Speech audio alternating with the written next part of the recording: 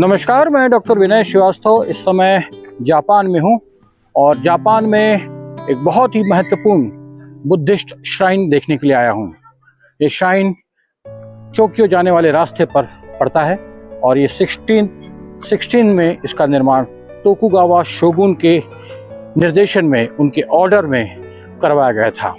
थेंकाई वो व्यक्ति था जिसने तोकुगावा शोगुन के ऑर्डर से इस महत्वपूर्ण श्राइन का निर्माण करवाया। आइए चलते हैं इस श्राइन को देखने के लिए। जापान में एक से बढ़कर एक श्राइन है जो बौद्ध धर्म के महत्वपूर्ण धार्मिक और आध्यात्मिक केंद्र रहे हैं। अभी तक हमने बहुत सारे मंदिरों का दर्शन किया है, श्राइन देखे हैं। आज एक और श्राइन हम यहाँ देखने जा रहे हैं जो कि 1616 से 1617 के मध्य तोकुगावा शोगुन, जो कि इस समय यहाँ के शासक थे, उनके निर्देशन में, उनके ऑर्डर से, उनके ही एक सामंत थेंकाई ने कराया था। तो चलते हैं, इसको देखते हैं। ये परिसर बहुत ही खूबसूरत है। ये परिसर है वो धार्मिक परिसर जो 1616 से यहाँ पर बना हुआ है और ये बहुत ही महत्वपूर्ण है, खास करके बौद्ध धर्म के लिए और बौद्ध धर्म के श्रद्धालुओं के लिए। एक पवित्र स्थान 1617 ईस्वी में ये बन करके तैयार हुआ, लेकिन इसके पीछे की कहानी कुछ और ही है। 1617 में जब ये बन करके तैयार हुआ, उसके बाद उसके पुत्र ने इसे 1636 में रीबिल्ड करवाया क्योंकि इसमें कुछ कमियां थी और ये रीबिल्ड हुआ 1636 ईस्वी में। आप देख सकते हैं कितना महत्वपूर्ण मॉन्यूमेंट है ये, क्या इसका स्कल्पचर है और कितनी महत्वपूर्ण इसकी स्थापत्य कला है। चारों तरफ ऊंचे अल्पाइन और ओक के ट्रीज से घिरा हुआ ये परिसर बौद्ध भिक्षुकों के लिए साधना और आराधना का केंद्र रहा।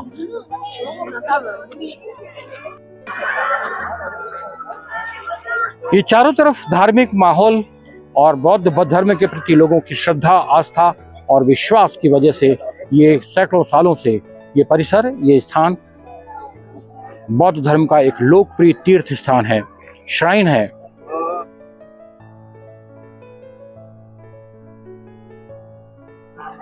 इस महत्वपूर्ण श्राइन के आर्किटेक्ट के आधार पर ही टोक्यो स्काई ट्री का निर्माण करवाया गया, जो कि वर्ल्ड का सबसे ऊंचा कम्युनिकेशन टावर था। बाद में भूकंप के कारण उसमें कुछ प्रॉब्लम्स आ गई, दरार आ गई और इस बिल्डिंग का आर्किटेक्चर 400 वर्ष पहले भी यहाँ पर मौजूद था।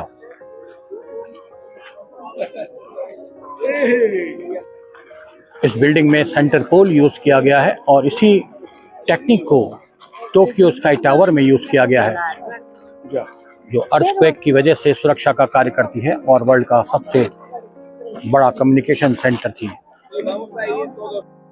चारों तरफ ऊंचे ऊंचे दरख्तों से घिरा हुआ यह शांत, पवित्र और धार्मिक स्थल बौद्ध भिक्षुकों के लिए साधना का और भक्ति का केंद्र रहा है और आज भी यहाँ लाखों श्रद्धालु आते हैं। सिक्योरिटी चेक के साथ ही हम लोग आगे बढ़ रहे हैं। इस वक्त हम लोग इस श्राइन के परिसर के भीतर आ चुके हैं। यहाँ पर छोटे छोटे कई महत्वपूर्ण मॉन्यूमेंट्स हैं जो कि बौद्ध धर्म के आस्था और विश्वास के केंद्र हैं। श्राइन परिसर के भीतर बनी हुई ये महत्वपूर्ण बिल्डिंग्स एक स्टोरेज का कार्य करती थी। सामुराई के आर्म्स और उनके हथियारों के जखीरों को सुरक्षित रखने का कार्य करती थी। 4 लाख कारीगरों ने वुडन स्ट्रक्चर को बनाने में अपना योगदान दिया। इस परिसर में अनेक मॉन्यूमेंट्स बने हुए हैं और बहुत पुराने मॉन्यूमेंट्स हैं।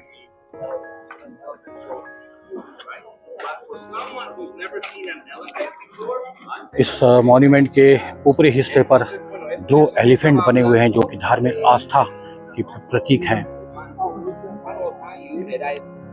ये परिसर दरअसल सामुराई के हथियारों के संरक्षण के लिए, उनके स्टोरेज के लिए बनाया गया था, जिसमें 4 लाख कारीगरों ने ये लकड़ी से बनी हुई इमारतों का निर्माण करवाया और सामुराई के हथियार और उनकी सुरक्षा से संबंधित जो अस्त्र शस्त्र हैं वो इन बिल्डिंग्स में सुरक्षित रखे जाते थे।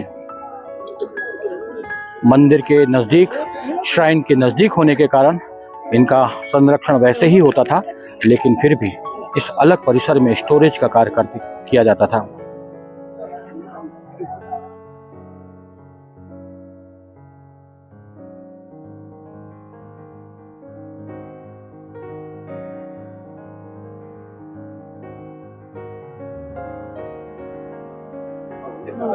इस मॉन्यूमेंट के बीच में माँ और बेटे की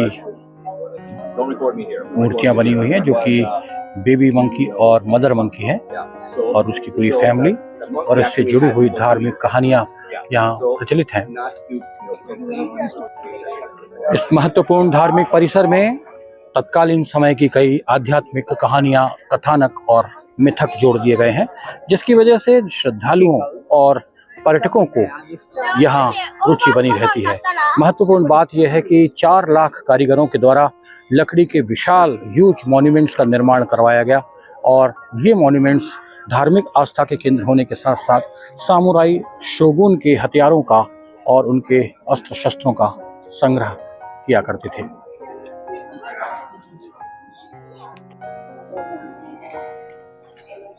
वुडन आर्किटेक्चर के साथ साथ इसमें गोल्डन कलर भरे गए हैं, जो कि सैकड़ों सालों से यहाँ पर सुरक्षित हैं।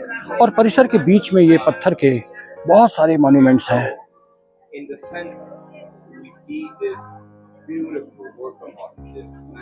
ये एक बहुत ही ब्यूटीफुल आर्ट वर्क है। हर मॉन्यूमेंट के मध्य में गोल्डन कलर से सुसज्जित ये बेहतरीन कारीगरी के उत्कृष्ट नमूने हैं। इस पूरे परिसर में 508 स्कल्पचर्स बनाए गए हैं। हालांकि ये चाइना से प्रभावित हैं, लेकिन हर स्कल्पचर के साथ जुड़ी हुई फोक टेल्स चाइना से बिल्कुल अलग हैं। वो जापानी परिवेश में, जापानी संस्कृति से जुड़ी हुई हैं, और वो फोक लेयर्स आज तक प्रचलन में हैं। ये स्थापत्य कला चाइना से प्रभावित होने के बावजूद उसकी कलाकृतियाँ चाइना से डिफरेंट हैं। उसके साथ जो लोक कथाएँ जुड़ी हुई हैं वो चाइना से बिल्कुल अलग हैं। और 508 ऐसे मॉन्यूमेंट्स, ऐसे स्कल्पचर्स इस पूरे परिसर में मौजूद हैं। इस परिसर के मुख्य केंद्र पर हम लोग आ गए हैं, और यहाँ पर ये मॉन्यूमेंट्स और ज़्यादा भव्य दिखाई पड़ रहे हैं। इनके मध्य में जो कलाकृतियाँ बनी हुई हैं उन्हें आप बहुत नज़दीक से देख सकते हैं। मैं आपको जूम करके दिखाता हूँ।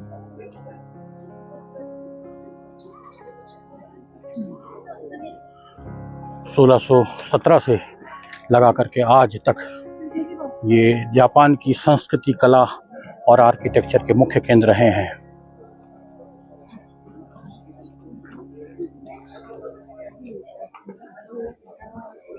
वुडन आर्किटेक्चर की दृष्टि से जापान का ये परिसर अपने आप में महत्वपूर्ण अध्याय लिखता है, और शोगुन सत्ता के एक वैभव की दास्तां यहाँ बयान करता है।